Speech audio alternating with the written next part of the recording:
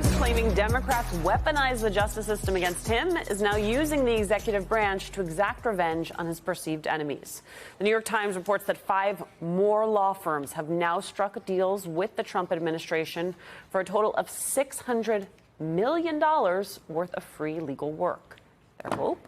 The Trump will refrain from issuing executive orders that make it nearly impossible for these firms to represent government contractors and other major aspects of their business. But not everyone is backing down.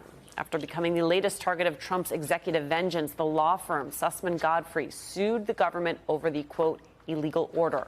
The first line of their complaint reads, "In America, we have, in the words of John Adams, a government of laws and not men." George Conway is back with us. Can we just play Eric Holder? Eric Holder was on with Rachel Maddow earlier this week, and I was in my kitchen, and he grabbed my attention when I heard him say this. Take a listen. I want people to understand this.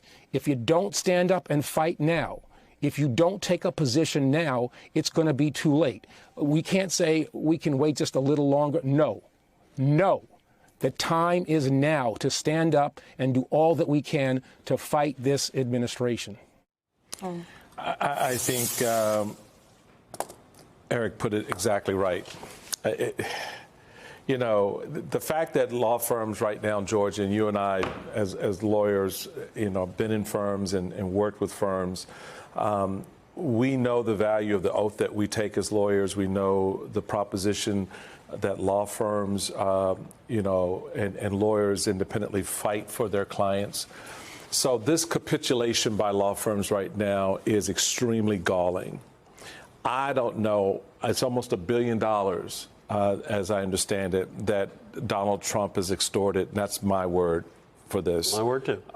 From these law firms for, you know, pro bono services. What the hell kind of pro bono services does Donald Trump need you to provide him? Right? Because pro bono work that law firms, at least in this town, and I think in every other town around the country, is caring for the migrant community, giving them legal representation, caring for the elderly and the poor and meeting their legal needs, standing in defense of people who are wrongly accused or falsely accused of crimes, right? Yeah. That's where the pro bono dollars that law firms put into the public service bucket go to. So when Eric Holder is saying to us, if we don't stand up now to this, it's going to be too late. What's your message to law firms that I guess another 5 have decided to, some say bend the knee, I just say bend over to Donald Trump at this moment, just to put it out there because, y'all, that's what's happening. It's not pretend. It's extortion, and it is basically just pitiful capitulation. And I would say to these law firms that have capitulated are the ones that are actively considering capitulating, and I know there's at least one. First of all, you're ruining your own reputation. Mm-hmm. Secondly, you're betraying your profession, your professional oath.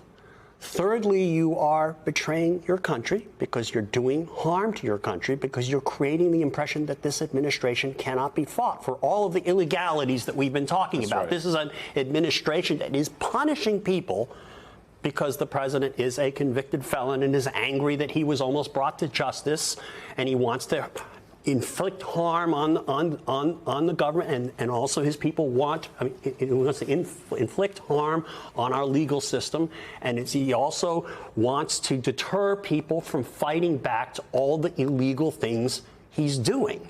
And when you capitulate to him, you are encouraging them to send more people to El Salvador, including potentially American citizens, because they want to create a system where everybody's too afraid to provide legal services to fight against the illegality. And one more thing here is, you know, they're doing this because of money. Yeah. Money, and here's what's going on with this.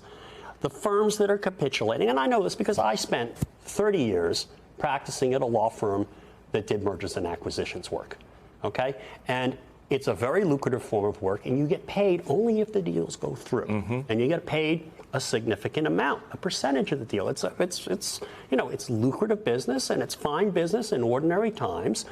And they're afraid that the government won't approve the deals of their clients. Well, sorry, guys, you're destroying your reputation. Yeah. In an environment where there aren't going to be any deals because the president is destroying the economy and the U.S. dollar. So you are doubly foolish, triply There are no foolish. deals out there for you, folks. George Conway, you came on set, said you were not ready for us. You have proved yourself wrong. Thank you so much. He was ready for you, George. I got another 2 hours on this. All right.